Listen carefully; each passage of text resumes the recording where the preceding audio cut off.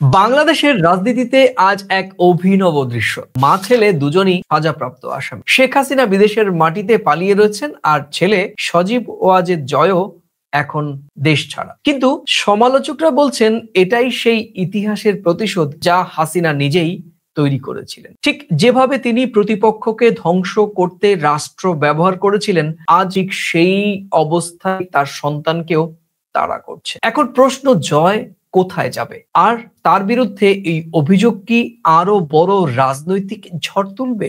আজ আমরা সেই বিষয় নিয়েই চুলচেরা বিশ্লেষণ করব। প্রিয় দর্শক, আপনারা দেখছেন প্রথম কলকাতা এবং আপনাদের সঙ্গে আমি প্রতিদিনকার মতো সুব্রত আচার্য, এবং আমার সঙ্গে রয়েছেন সাংবাদিক বিশ্লেষক, প্রথম কলকাতার ডেপুটি এডিটর, আমার বন্ধু পরমাশিস খোসরায়। পরমাশিস, তোমাকে প্রথম কলকাতা স্ক্রিনে স্বাগত। পরমাশিস, তুমি জানো যে এর আগে থেকেই মানবতা বিরোধী অপরাধে দোষী সাব্যস্ত হয়েছেন বাংলাদেশ থেকে ক্ষমতাচ্যুত হওয়া সাবেক প্রধানমন্ত্রী শেখ হাসিনা। ইতিমধ্যেই প্লট দুর্নীতি নিয়েও কিন্তু সাজা ঘোষণা হয়েছে এবং সেক্ষেত্রেও দণ্ডপ্রাপ্ত হয়েছেন। শোনা যাচ্ছে যে এবার আরো নতুন কিছু মামলায় প্রাক্তন প্রধানমন্ত্রীর ছেলে সজীব ওয়াজেদ জয়কেও ইনক্লুড করা হচ্ছে। ঠিক কোন সময়টি দাঁড়িয়ে এই ধরনের একটি পরিবেশ তৈরি হচ্ছে, যখন তুমি জানো যে বাংলাদেশে এই মুহূর্তে একটা নির্বাচনী আবহ তৈরি হয়েছে এবং এই মুহূর্তে আরো একটি বড় ইস্যু, সেখানে বাংলাদেশের সাবেক প্রধানমন্ত্রী এবং বিএনপি চেয়ারপারসন বেগম খালেদা জিয়ার শারীরিক সংকট, সেই সংকট নিয়ে গোটা বাংলাদেশের মানুষ তারা উদ্বিগ্ন, এবং তার ছেলে তারেক রহমান লন্ডন থেকে বাংলাদেশে ফিরবেন কি বাংলাদেশ থেকে অসুস্থ বেগম জিয়াকে লন্ডনে চিকিৎসার উদ্দেশ্যে নিয়ে যাওয়া হবে, এবং তার রাষ্ট্রীয় অতি গুরুত্বপূর্ণ ব্যক্তি হিসেবে ইতিমধ্যেই রাষ্ট্রীয় নিরাপত্তা দেওয়া হয়েছে বেগম খালেদা জিয়াকে, এবং তারেক রহমান এই মুহূর্তে বাংলাদেশে অন্যতম আলোচনার নাম। কিন্তু যদি আমরা ঠিক এখন থেকে 1.5 বছর আগের প্রেক্ষাপট বা 2024-এর আগস্ট মাসের জুলাই মাস পর্যন্ত আমরা দেখেছি যে এই নামগুলো কিন্তু পত্রপত্রিকায় গুরুত্ব পায়নি, এবং এই নামগুলোর ক্ষেত্রে যেমন তারেক রহমান তার বিভিন্ন অপরাধে সাজাপ্রাপ্ত হয়ে দণ্ডিত হয়ে তাকে দেশ ছাড়তে হয়েছিল, এবং একই রকম ভাবে বেগম খালেদা জিয়াকে দুর্নীতি মামলায় তাকে কারাভোগ করতে হয়েছিল, এবং সরকারের বিশেষ নির্দেশনায় তাকে কারা মুক্তি থেকে এনে গৃহবন্দী করা হয়েছিল। এবং শুধু তাই নয়, বেগম খালেদা জিয়া একেবারে শারীরিক সংকটের সময়ও বিদেশে যাওয়ার কথা বলা হলেও ওই সময়কার সরকার বা সরকার প্রধান, ওই সময়কার প্রধানমন্ত্রী শেখ হাসিনা কিন্তু খালেদা জিয়াকে বিদেশে যাওয়ার কোনো অনুমোদন দেননি, এবং আজকে প্রেক্ষাপটটা একেবারে 180 ডিগ্রি ঘুরে যাচ্ছে। শেখ হাসিনা এই মুহূর্তে বাংলাদেশ থেকে বিতাড়িত বা তিনি পালিয়ে এসে দিল্লিতে আশ্রয় নিয়েছেন। একই রকম ভাবে তার ছেলে সজীব ওয়াজেদ জয়, যিনি প্রধানমন্ত্রী বা তার মা প্রধানমন্ত্রীর তথ্য প্রযুক্তি উপদেষ্টা হিসেবে নিয়োজিত ছিলেন। তুমি কিভাবে দেখছো বিষয়টি? সে কথায় আছে না, কালের চক্র ঘুরেছে বক্র গতিতে। সে কালের চক্র বক্র গতিতে ঘুরলে কি হয় সেটা আমরা দেখতেই পাচ্ছি। আর একটা পরিবারের বিরুদ্ধে তাদেরকে স্বৈরাচার বলা হচ্ছে, তাদের সরকারকে স্বৈরাচারী বলা হচ্ছে। বেশ খানিকটা বিভিন্ন সময় বিভিন্ন ক্ষেত্রে পরিবারতান্ত্রিক বিষয় হয়েছে। এখন সে দেশের প্রধানমন্ত্রী, প্রাক্তন প্রধানমন্ত্রী, আওয়ামী লীগ নেত্রী বঙ্গবন্ধু শেখ মুজিবুরের কন্যা, যিনি 2024-এর 5ই আগস্টের পর গণবিক্ষোভের জেরে তিনি ভারতে চলে আসতে বাধ্য হয়েছেন। পরবর্তী সময় তিনি স্টেটমেন্ট দিয়েছেন, আমি চলে এসেছি আমার নিরাপত্তার কথা যেমন ভেবে, বাংলাদেশের মাটিতে যেন আর অশান্তির বাতাবরণ, আগুন লাগা, মানুষের মৃত্যু, হানাহানি না বাড়ে। কিন্তু সেই সময় তো সে প্রশাসনে ছিল। বাংলাদেশের মানুষের ক্ষোভ, আমরা বলছি না, বাংলাদেশের মানুষের বিভিন্ন রাজনৈতিক দল, ছাত্র সমাজ যারা গণবিক্ষোভে একেবারে প্রথম সারিতে ছিল, তাদের রাগ ছিল কি? স্বজন পোষণ, দুর্নীতি, নিজেদের পকেটে টাকা ঢোকানো, মানে আমি এইভাবে যদি সরাসরি বলি, নিজেদের ভাড়ারকে পরিপূর্ণ করা, মানুষের অধিকার কেড়ে নেওয়া, ভোটের নামে প্রহসন। আমরা সেদিনকে তো দেখলাম Sheikh Rehana, British MP tulip, প্রধানমন্ত্রী নিজে, তার দপ্তর বা বাড়ির একজন বেয়ারার কতশো কোটি টাকা বাংলাদেশের গণমাধ্যমে দেখেছি। তার ছেলের নামে, যিনি বিদেশে বসে আছেন, তার নামেও যে কিছু হবে না বা সেটা আইনানুগ ব্যবস্থা, আর এটা তো ভাববার কোনো কারণ নেই যে বাংলাদেশের বর্তমানে যিনি বিএনপি নেত্রী, প্রাক্তন প্রধানমন্ত্রী বাংলাদেশের আরেকজন খালেদা জিয়া, উনি অসুস্থ। গোটা দেশ, গোটা বিশ্ব ওনার সুস্থতা কামনা করছে, আরোগ্য কামনা করছে। ভারতের প্রধানমন্ত্রী নরেন্দ্র মোদী করেছেন সম্পর্কের গণতান্ত্রিক পরিবেশের জন্য। অর্থাৎ গণতান্ত্রিক পরিবেশ কি? আমি শেখ হাসিনাকে যদি আশ্রয় দিতে পারি, তাহলে বাংলাদেশের আরেক প্রধানমন্ত্রী, আরেক রাষ্ট্রপ্রধান, প্রাক্তন রাষ্ট্রপ্রধান শুশ্রূষার জন্য আমরা শুভকামনা বা পাশে থাকার বার্তা দিতে পারি, সেটা ভারত সরকার করেছে। কিন্তু এমন তো নয় যে গণবিক্ষোভের পরে যে আন্তর্জাতিক ট্রাইব্যুনালে বিভিন্ন আইনানুগ পদক্ষেপ গ্রহণ করা হচ্ছে, অন্তর্বর্তী সরকার রয়েছে, সামনে নির্বাচন, কিন্তু সেই বিষয়ে তদন্ত তো আটকে থাকতে পারে না। তদন্তের পরিপ্রেক্ষিতে হয়তো কিছু একটা বেরিয়ে এসছে জয়ের নামে আজকে, যেটা আজকে গণমাধ্যমে, গোটা বিশ্ব গণমাধ্যমে উঠে আসছে, যেটা নিয়ে আজকে আমরা আলোচনা করছি। তো স্বজন পোষণের আরেক নামই তো পরিবারতন্ত্র। তো সেখানে কিছু দুর্নীতি কিছু যদি হয়, সেটা আইনানুগ ভাবেই হবে। দোষী সাব্যস্ত হলে দোষী সাব্যস্ত হবে, আইনের মাধ্যমেই আবার নির্দোষ হলে নির্দোষী হবে। একদমই। দেখো, সেটা নিয়ে আমরা আলোচনা করব। একদমই, বেশ কিছু বিষয় নিয়ে কিন্তু আলোচনা উঠছে এবং কিছু বিষয় নিয়ে রয়েছে প্রশ্ন। যেমন জয় এখন দন্তপ্রাপ্ত ব্যক্তি, তিনি কি যুক্তরাষ্ট্রে আদৌ নিরাপদ? কারণ তার আইনি ভিত্তি কি? একই রকম ভাবে প্রশ্ন এসছে পূর্বাচল প্লট মামলার পর তিনি কি আরো নতুন কোনো দুর্নীতির সঙ্গে জড়িয়ে পড়বেন, বা সেই ধরনের কি তাকে জড়ানো হবে? শেখ হাসিনার আমলের দুর্নীতি, ক্ষমতার অপব্যবহার, এগুলোর দায় কি শুধুমাত্র ছেলের ওপরই বর্তাবে? আন্তর্জাতিক আইনে যুক্তরাষ্ট্র কি তাকে ফিরিয়ে দিতে বাধ্য? আলোচনায় আসছে পরমাসি। আলোচনায় রয়েছে পরিবারতন্ত্রের পতন, ক্ষমতার শেখর, এবং আজ আইনের আসামি হিসেবে কিভাবে আলোচিত বা সমালোচনায় বিদ্ধ হচ্ছেন জয়। আওয়ামী লীগের নেতৃত্বের সৃষ্টি হওয়া রাষ্ট্রীয় প্রতিহিংসার মডেল কি এবার নিজের দলের দিকেই ধেয়ে যাচ্ছে? পরমাশিস, প্রশ্ন রাজনৈতিক বিশ্লেষকরা আরো তুলছেন, এটাই কি ক্ষমতার বুমেরাং? দেখো, এটা তো বাংলাদেশের রীতি। আওয়ামী লীগ ক্ষমতায় থাকাকালীন বিএনপি কি হয়েছে, বিএনপির প্রতি কি হয়েছে। তো এখন যারা ক্ষমতা, এখন তো কেউ ক্ষমতায় নেই, এখন অন্তর্বর্তী সরকার, নির্বাচন আসলে কেউ একটা আসবে। কিন্তু যখন আমি ক্ষমতা থেকে তোমাকে বিভিন্ন বিষদগারে তোমাকে ঢুকিয়ে দিয়েছি, বিভিন্ন মামলায়, মকদ্দমায়, নানান জটিলতায়, কৌশলগতভাবে, তা তুমি যখন ক্ষমতায় থাকবে তুমি আমাকে কেন করবে না? ওটা তো দেশের রীতি।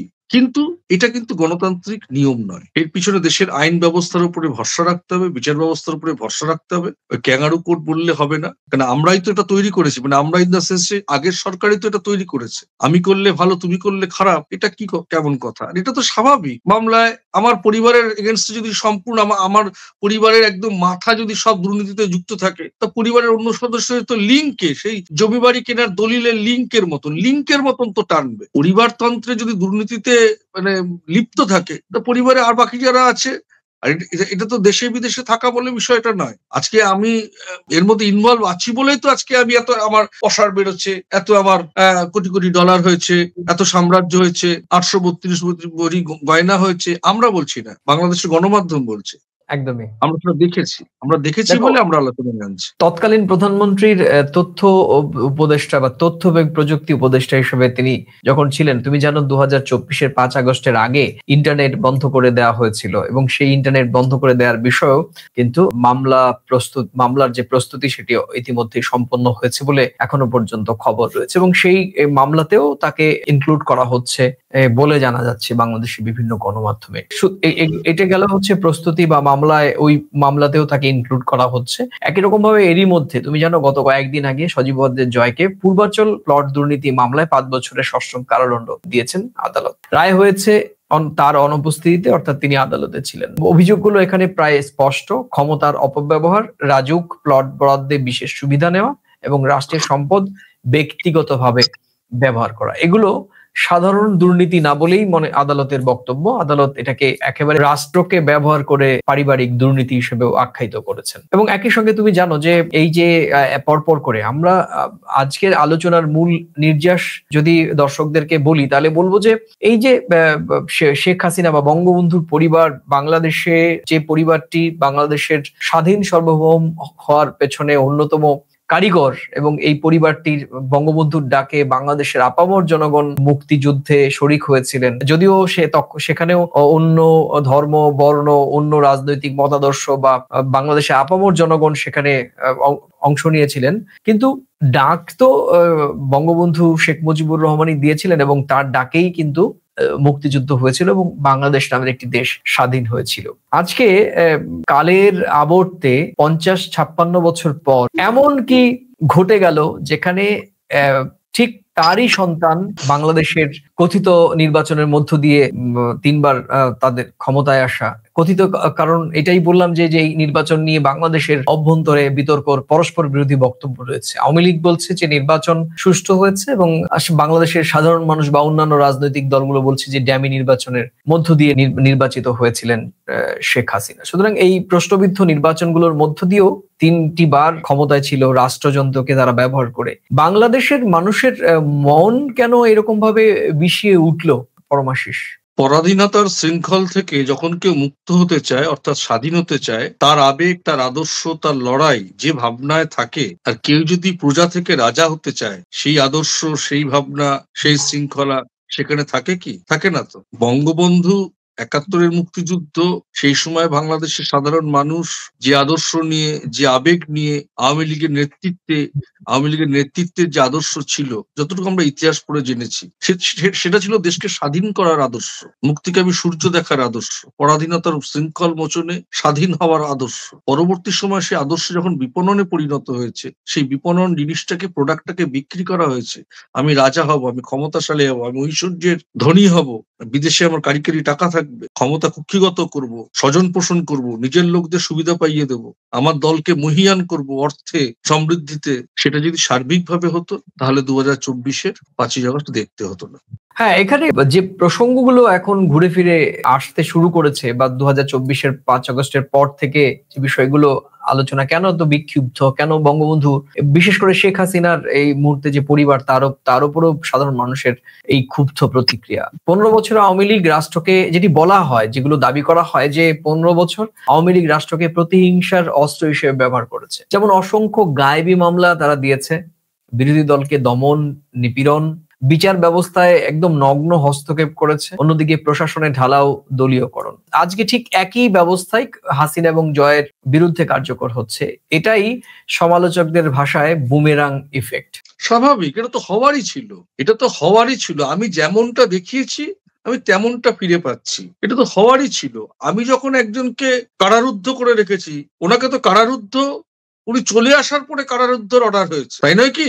আদৌ ওনাকে কারারুদ্ধ হতে হবে কিনা সেটা হাজারো প্রশ্নের মুখে, কিন্তু ব্যথাটা তো নিতে হবে যে আমি আর মসনদে থাকতে পারলাম না। আর পরিস্থিতি যা, মসনদে থাকতে গেলে, দেশের মাটিতে থাকতে গেলে ওনাকে কারারুদ্ধই হতে হবে। সেই জায়গায় ওনার চলে আসাটা মন্দের ভালো। দেখো, যে আলোচনা আরো জয়ের বিরুদ্ধে আরো যে বিষয়গুলো এখন আনা হতে পারে বলে বাংলাদেশের বিভিন্ন গণমাধ্যম থেকে আভাস পাওয়া যাচ্ছে, মানে অর্থাৎ এই ডক্টর ইউনূস সরকার কি নতুন করে পদক্ষেপ নিতে পারেন। দেখো, সরকারের মেয়াদ হয়তো খুব বেশি নেই, যদি আমরা ধরেই নিই ফেব্রুয়ারির প্রথম দিকে নির্বাচন হবে, তা নিঃসন্দেহে নির্বাচন হওয়ার নির্ঘণ্ট প্রকাশের পর সামগ্রিকভাবে সরকারের হাতে আর কিছু থাকে না, তখন নির্বাচন কমিশনই গোটা বিষয়টি ম্যানেজ করেন, তাই না? কিন্তু তার এর মধ্যে যে বিষয়গুলো আলোচনা শুরু হয়েছে এবং ইতিমধ্যেই আজকে এবং কালকের মধ্যেই হয়তো বেশ কিছু বিষয় পরিষ্কার হয়ে যাবে, যে বিষয়গুলো তদন্ত হতে পারে।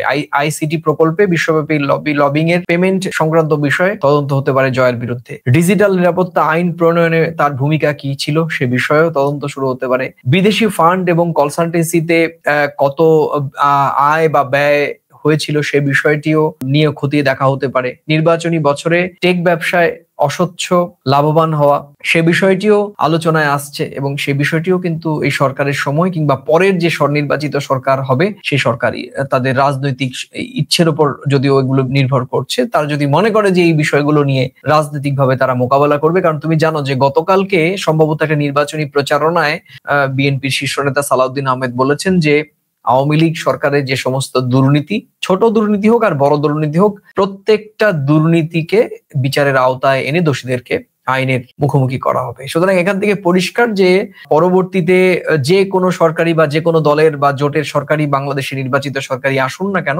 আওয়ামী লীগের এই গত 15 বছরের যদি তারা সত্যিকার অর্থে কোনো অপকর্ম করে থাকেন বা দুর্নীতি করে থাকে বা তারা যদি রাষ্ট্রকে ব্যবহার করে সত্যি এরকম কর্মকাণ্ডে জড়িয়ে থাকেন, তাহলে কিন্তু আমি দেখছি যে রাজনৈতিক দলগুলো কিন্তু কঠোরভাবে এর মোকাবেলা করবে। একদমই একই রকম ভাবে রাষ্ট্রকে ব্যবহার করে তারাও একই রকম ভাবে করবে। না, সেটা তো দেখো, বিষয়টা হচ্ছে বাংলাদেশের সাধারণ মানুষ নির্বাচনের মধ্য দিয়ে, গণতন্ত্রের উৎসবের মধ্য দিয়ে তাদের অধিকার রক্ষা, মানে গণভোটে যারা যদি অংশ নিয়ে একটা নির্বাচিত সরকারকে আনতে পারে, সেই সরকার দেশের মানুষের কথা, রাষ্ট্রের কথা ভেবে তাদের রাষ্ট্রকে তারা ব্যবহার করে নিজেদের পকেটে টাকা ঢুকিয়েছে না নিজেরা ক্ষমতায় থাকার জন্য রাষ্ট্রকে ব্যবহার করেছে, সেগুলো যদি তদন্ত হয়, মামলা হয়, আইনানুগ ব্যবস্থা নেওয়ার পথ তৈরি করে, এবং সেটা তো তারা করে আইনানুগ ব্যাপারটা যদি করে তাহলে তো তারা গণতান্ত্রিক ভাবেই করছে, কেননা আইনের মাধ্যম দিয়ে জিনিসটা পরিষ্কার হবে। আমি যেমন বারবার বলেছি যে নির্বাচনের মধ্য দিয়ে কাদের সমর্থন করে বাংলাদেশের মানুষ, এটা যেমন বোঝার দরকার। তা আমি একটা অভিযোগ করছি, সেটা তো আমি নিজে নিজে করছি না, আইনের মাধ্যম দিয়ে তদন্ত করে বিচার ব্যবস্থার মধ্য দিয়ে কে ক্লিন চিট আর কে দোষী সেটা যদি বার করতে পারে নির্বাচিত সরকার, এবং নির্বাচিত সরকারের সেটা কাজই হওয়া উচিত, কেন বাংলাদেশের মানুষকে সঠিকটা দেশের আইন ব্যবস্থার মধ্য দিয়ে সামনে তুলে ধরা। তা নির্বাচিত সরকার কেউ আসলে পরে মানুষ তো একটা আশাতে ভোটটা দেবে, তাদেরকে মসনদে বসাবে। রাষ্ট্রের উন্নতি যেমন হবে, রাষ্ট্রের পিছনে কি ষড়যন্ত্র হয়েছিল, কি হয়েছিল, রাষ্ট্রকে কারা কিভাবে ব্যবহার করেছে, গণবিক্ষোভ সত্যিকারের ছিল কিনা, এগুলো তো পরিষ্কার হবে। একদমই। আরেকটি বিষয় কিন্তু আলোচনা হচ্ছে পরমাশি, সেটি হচ্ছে যে এই জয়ের বিরুদ্ধে যে একের পর এক দুর্নীতির মামলা হচ্ছে, মামলার সাজাও বেরোচ্ছে, তাতে কিন্তু এই মুহূর্তে তুমি জানো যে যুক্তরাষ্ট্রে উনি রয়েছে এবং যুক্তরাষ্ট্র কিন্তু রাজনৈতিক মামলায় প্রতিরক্ষা দেয়, অথবা তাদের যে অ্যাজাইলাম, সেগুলো কিন্তু অ্যাজাইলাম কিন্তু পলিটিক্যাল ক্ষেত্রে, থ্রেটের ক্ষেত্রে বা পলিটিক্যাল কোনো মামলার ক্ষেত্রে দেয়, কিন্তু যুক্তরাষ্ট্রের আইন বলছে যে সেখানে কিন্তু দুর্নীতি বিষয়ক কোনো মামলার বিষয়ে যুক্তরাষ্ট্র সরকার সেই ব্যক্তিকে কোনো রকমের কোনো প্রতিরক্ষা নিশ্চিত করে না। সুতরাং এটা একটা আলোচনার খোরাক হিসেবে এখন সামনের দিকে এগিয়ে আসছে, যেটা হচ্ছে যদি বাংলাদেশ এক্সট্রাডিশন রিকোয়েস্ট পাঠায় তাহলে জয় কি বিপদে পড়বেন, বা মার্কিন যুক্তরাষ্ট্রের প্রশাসন কি জয়কে কি ফেরত দেবে বা পাঠানোর চেষ্টা করবে? তুমি কিভাবে দেখছো বিষয়টি? দেখো, সেটা এই মুহূর্তে বলা যায় না। এখন মার্কিন প্রশাসনের কাছে, মার্কিন দেশের সেরকম যদি নীতি থাকে যে কোনো ব্যক্তি দেশকে দুর্নীতি বিরোধী কাজ করেছে, দেশকে রাষ্ট্রের অর্থ ক্ষতি করেছে, রাষ্ট্রের বিরুদ্ধে রাষ্ট্রদ্রোহিতার কাজ করেছে, সেখানে সে দেশের কি আইন আছে সেটা এই মুহূর্তে আমার জানা নেই। যদি থেকে থাকে যে না, তাকে তারা কোনো প্রোটেকশন দেবে না, তাহলে তো প্রোটেকশন যদি না দেয় তাহলে হয় তাকে গা ঢাকা দিতে হবে। আমার ধারণা মার্কিন দেশে গা ঢাকা দিয়ে থাকার মতন পরিবেশ নেই, তাহলে যা হবার সেটা হবে, সেটার বলার অপেক্ষা রাখে না। একেবারেই আলোচনার একদম প্রায় শেষ পর্যায়ে আমরা চলে যাচ্ছি। প্রিয় দর্শক, আপনারা দেখছেন প্রথম কলকাতায় প্রতিদিনকার মতো আমি সুব্রত এবং আমার সঙ্গে আলোচক বিশ্লেষক প্রথম কলকাতা ডেপুটির পরমাশিস খোসলা। প্রিয় দর্শক, প্রতিদিনকার মতো আপনাদের কাছে একই রকম আহ্বান যে এই আজকের এই আলোচনার কোন অংশের সঙ্গে বা পুরো আলোচনায় আপনাদের সহমত বা ভিন্ন মত কিনা সেটা আপনারা প্রতিদিনকার মতো মন্তব্যের কলমে লিখে জানাতে পারেন। একই সঙ্গে ভিডিওটি ভালো লাগলে নিজেদের মাঝে শেয়ার করে এই ভিডিওটি ছড়িয়ে দিতে পারেন। আর চ্যানেলটিতে আজই নতুন এলে পূর্ববর্তী ভিডিও দেখে যদি ভালো লাগে চ্যানেলটি লাইক কিংবা সাবস্ক্রাইব করতে পারেন। আপনারা জানেন যে আমরা ভারত এবং বাংলাদেশের সম্পর্ক নিয়ে আমাদের কন্টেন্ট প্ল্যান হয়। আমরা চেষ্টা করি ভারত এবং বাংলাদেশের সম্পর্ককে সুদৃঢ় করতে। এক্ষেত্রে পুরনো ভুল ত্রুটি সংশোধন করে নতুন করে ভারত বাংলাদেশের সাধারণ মানুষের সম্পর্ককে পুনঃস্থাপন করাই আমাদের দুই বন্ধু, আমাদের দুই সাংবাদিকের লক্ষ্য, এবং সেই লক্ষ্যেই এগিয়ে যাচ্ছি। আপনারা যদি এই লক্ষ্যের সঙ্গে সহমত হন, আমাদের সঙ্গে আপনারাও থাকতে পারেন। পরমাশিস, তুমিও এত সময় জুড়ে আমাদের সঙ্গে ছিলে, তোমাকেও অনেক অনেক ধন্যবাদ। দেখুন দর্শক, অনেক বিষয় এক এক করে রোজ টানলে সুতোর মতো অনেক কিছু বেরিয়ে আসছে, স্বাভাবিকভাবে বেরিয়ে আসবে, কারণ আওয়ামী লীগ এই দলটির প্রতি, যখন আমি বারবারই বলি যে মুক্তিযুদ্ধের বা স্বাধীনতার অন্যতম পথিকৃৎ এই দলটির আহ্বানেই বাংলাদেশের সাধারণ মানুষ সব রাজনৈতিক মতাদর্শ ভুলে গিয়ে ঝাঁপিয়ে পড়েছিলেন পাক হানাদার বাহিনীর বিরুদ্ধে। সুতরাং স্বাভাবিকভাবেই বাংলাদেশের সাধারণ মানুষ এই দলটির প্রতি তাদের বিশ্বাস, আস্থা বা ভরসার জায়গা অনেক বেশি ছিল, এবং সেই দলটির কাছ থেকেই এখন বাংলাদেশের অধিকাংশ মানুষ মনে করেন যে তারা প্রত্যাশা অনুযায়ী সেই পরিষেবা বা সেবা এবং বিশ্বাসযোগ্যতা রাখতে পারেনি বঙ্গবন্ধুর রেখে যাওয়া দল, যে দলটির নেতৃত্বে ছিলেন শেখ হাসিনা, এবং তারই পরিণতি 2024-এর 5 আগস্ট তাকে বাংলাদেশ ছাড়তে হয়েছে। ঠিক একই রকম এই ধারাবাহিকতায় এবং তার পরিবারের সদস্যদের এক এক করে দুর্নীতি, স্বজন পোষণ, রাষ্ট্রীয় যন্ত্রকে ব্যবহার করে যথেচ্ছতাই যে ঘটিয়েছেন সেটি কিন্তু সব সামনে আসছে। হতে পারে সেটি একেবারেই সত্যি, হতে পারে পুরোপুরি রাজনৈতিক, কিন্তু আজকে যে ঘটনাটি ঘটছে ঠিক একই রকম ভাবে অতীতেও শেখ হাসিনা সরকারের পক্ষ থেকে বিভিন্ন রাজনৈতিক দলের নেতা নেত্রী শীর্ষ নেতা নেত্রীদের বিরুদ্ধে একই রকম ভাবে অভিযোগে আমরা অভিযুক্ত হতে দেখেছি। কাউকে দেশ ছাড়তে দেখেছি, কাউকে কারারুদ্ধ হতে দেখেছি, কাউকে হতে দেখেছি গৃহবন্দী। কোন কোন রাজনৈতিক দল তারা আনুষ্ঠানিকভাবে রাজনীতি করতে পারেননি। অনেক রাজনৈতিক দলকে দেখা গিয়েছে তৎকালীন সরকারের রাষ্ট্রযন্ত্র ব্যবহার করে তাদের কোমর ভেঙে দিয়ে নির্বাচন থেকে দূরে সরানোর কৌশল। এই সবকিছু কিন্তু আমরা চোখের সামনে চাক্ষুষ করেছি গত 15 বছর। সুতরাং গত 15 বছর যে সমস্ত বাংলাদেশের মানুষ ভোট দিতে পারেননি বা রাষ্ট্রযন্ত্রের দ্বারা নির্যাতিত নিষ্পাসিত হয়েছেন, তারা এখন ক্ষোভ উগড়ে দিচ্ছেন, সেটাই হয়তো স্বাভাবিক। এই মুহূর্তে যেটি আলোচনায়, সজীব ওয়াজেদ জয় শুধু একজন রাজনৈতিক পরিবারের সদস্যই নন, তিনি সেই রাজনৈতিক মডেলের উত্তরাধিকারী যা বাংলাদেশকে দীর্ঘ 15 বছর ধরে নিয়ন্ত্রণ করেছে। আজ তার বিরুদ্ধে মামলাগুলো শুধু আইনি নয়, এটা একটি প্রতীক। ক্ষমতা যখন সীমাহীন হয় তখন পতনও সমানভাবে গভীর হয়। আগামী দিনে আরো তদন্ত,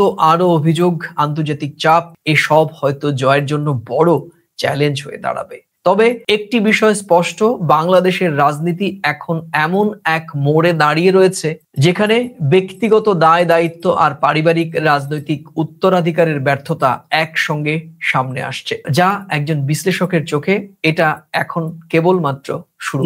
সামনে অনেক কিছুই আমাদের দেখতে হবে। প্রিয় দর্শক, আজ এ পর্যন্তই। আবার দেখা হবে নতুন কোনো বিষয় নিয়ে। ততক্ষণ ভালো থাকুন, সুস্থ থাকুন, সবাই নিরাপদে থাকুন। নমস্কার। নমস্কার।